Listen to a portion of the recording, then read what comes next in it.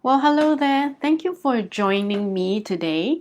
If we haven't met before, my name is Sharon Sidhu, and I'm a certified financial education instructor, leadership, and adult learner trainer. So I'm in my corporate role. I'm a leadership development trainer at an international company, and I'm also the founder of 2.0, which is a training company I started to dedicate myself to helping women and moms overcome financial anxiety and experience financial wellness. So, today I'm going to be talking about the 7 steps to stop worrying about money. So, these are the same 7 steps that I myself took to go from someone who would wake up in the middle of the night worrying about money, not being able to go to bed because I'm worried about money. And this was because of a huge business that we incurred after we opened up a cafe and had to close it down 4 years later when we could not make it financially viable. So today I'm going to be talking about those very same steps that I took to go from someone who worried nonstop about money to becoming someone who has, become a financial wellness advocate because I figured some ways to help myself to deal with those constant worries and anxieties. So the first step is to change our mindset and our beliefs from one of being a victim to someone who believes that we are a master of our own life. So I want to first of all congratulate you. You have already taken the first step simply by making the decision to watch this video to be the master of your life and stop being a victim of your circumstances. The fact that you are watching this video means that you want to learn something more, to find out how you can better overcome your financial worries and anxieties. You know, the belief of victimization is very prevalent in our society, and this goes way back to so many factors, one of which is something called genetic determinism. So, this is the earlier teachings where we learned that we are our genes, that our genes control who we are. And so, if you're in your family, had certain diseases, that you were more susceptible to those same diseases. Well, recently there's been this new field called epigenetics, and epigenetics has shown that unlike what we've been taught for years in genetic determinism, where your genes control you, epigenetics has proven that our environment, our minds, and our beliefs are what create our reality. And in fact, it even has an effect on our biology.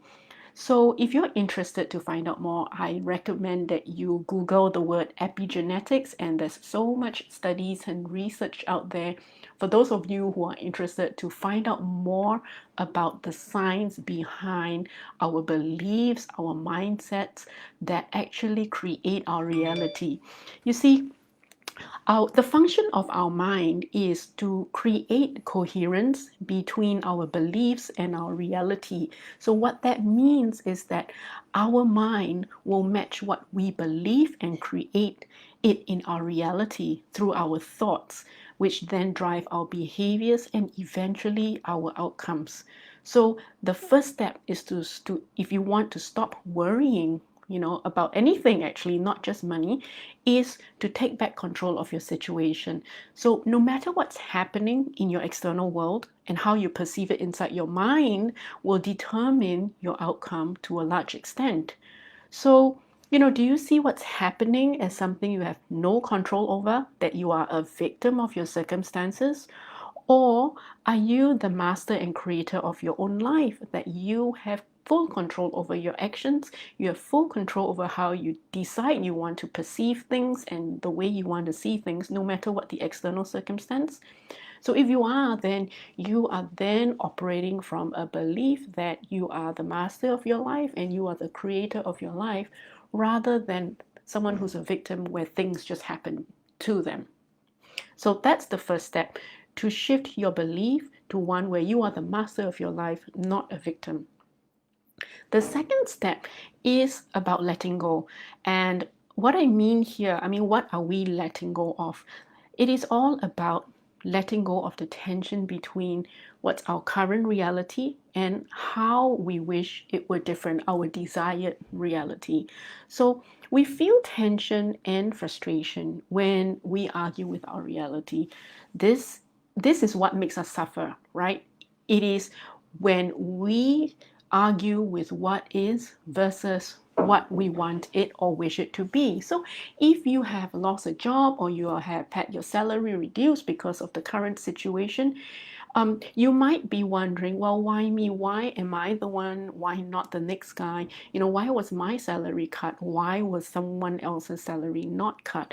So that is when you are arguing with what is versus what you wish it to be. And when we do that,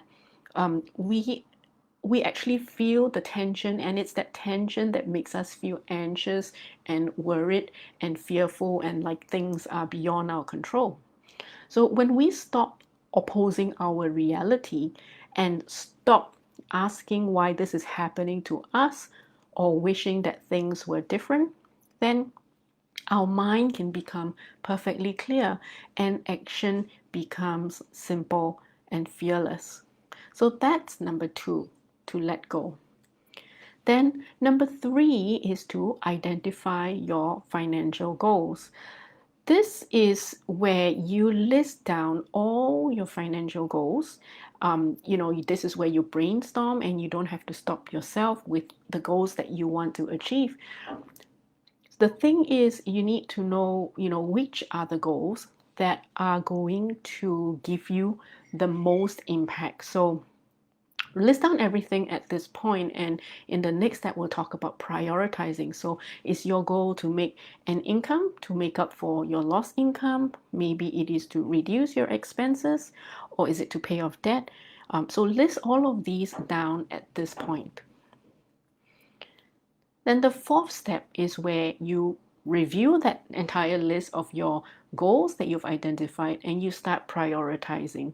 So one way to prioritize is as the 80-20 rule. So this is where you want to pick a goal where, when you achieve this goal, it's going to deliver maximum impact in terms of, helping you feel less anxious, maybe helping you feel more financial wellness and peace of mind. So what is that one goal that would help you to achieve that? Because when we have so many goals, it's easy to feel lost, overwhelmed, confused, or you just get to a point where, oh, there's so much to do, you don't even start, and that's the worst situation to be in.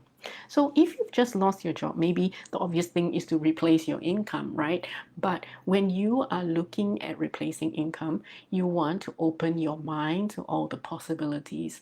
Of course, the most common one that everyone thinks about is to find another job, but that may not be the only way. So brainstorm. It could be maybe you can freelance, maybe you have experience and knowledge that you can share in a different mode besides a job. Can you freelance? Can you offer it in exchange to somebody who's providing a service or product that you want? Could you do some sort of a bartering?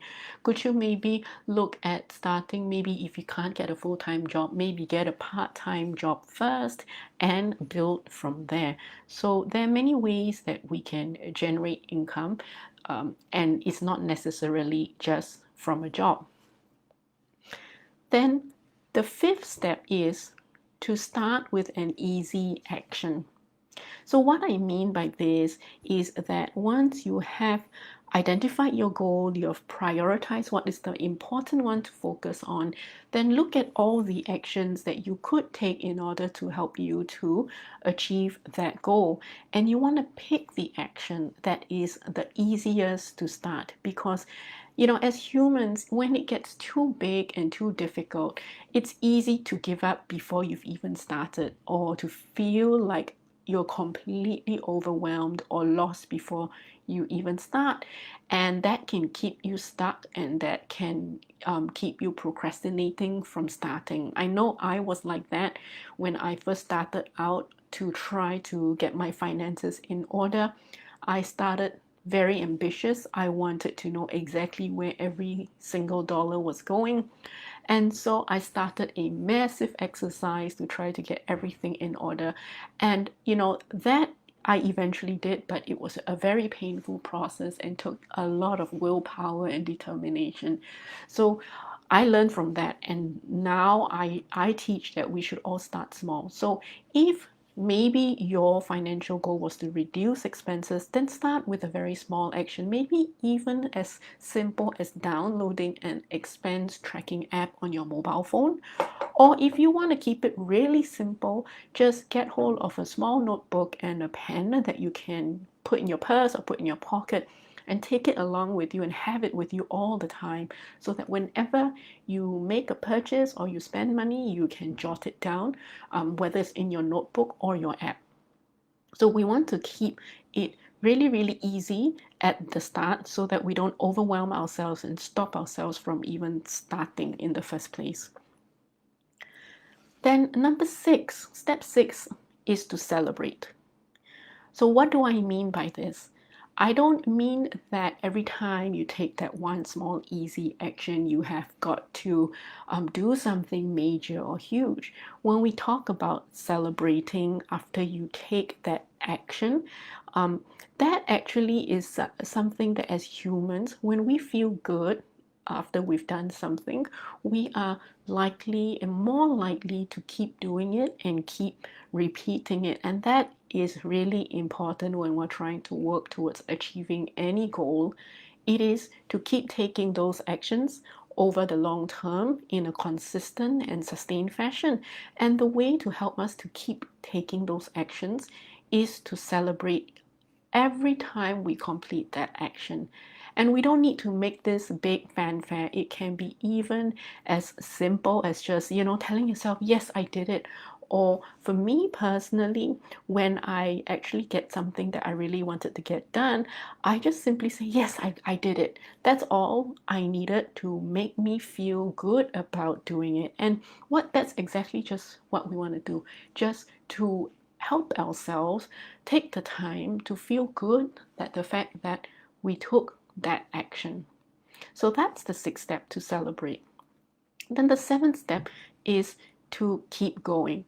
I know that seems so obvious.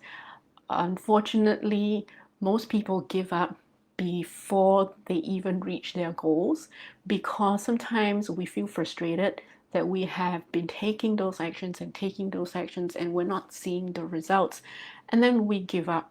So the thing is, we need to keep going, because for us to achieve any goal, it takes long term sustained action.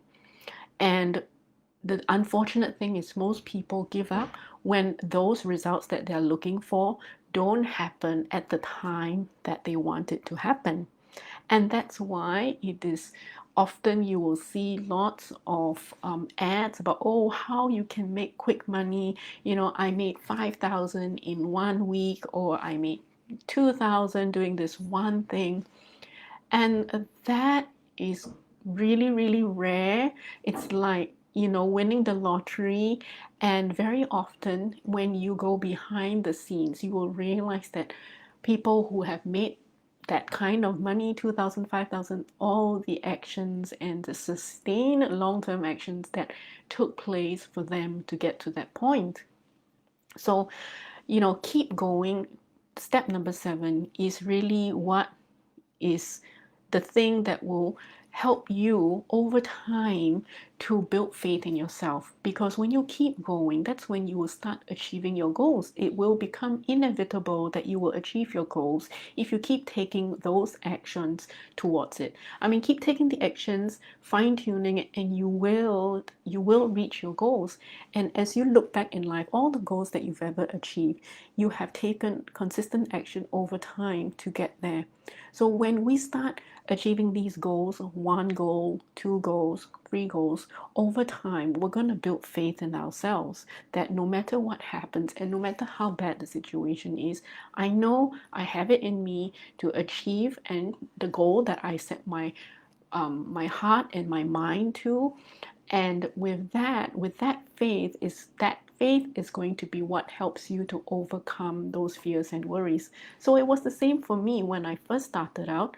I didn't have any confidence in myself. I didn't feel like I was capable to make money, but then I took every small little action, and it took me time. It took me a couple of years, 2, 3 years, to achieve some of the goals that I had set my sights on.